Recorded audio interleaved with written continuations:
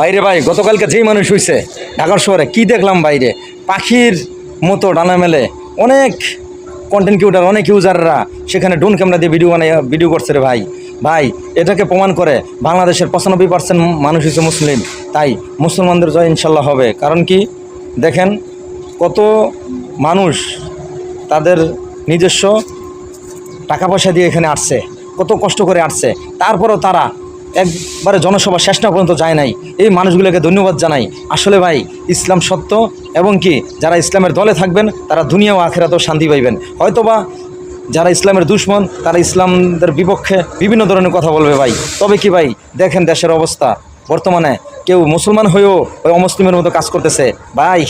আসলে কি সবাই 13 তারিখ নিয়ে আছে, 13 তারিখ হায় রে 13 তারিখ কী হয়ে পড়ে ভাই।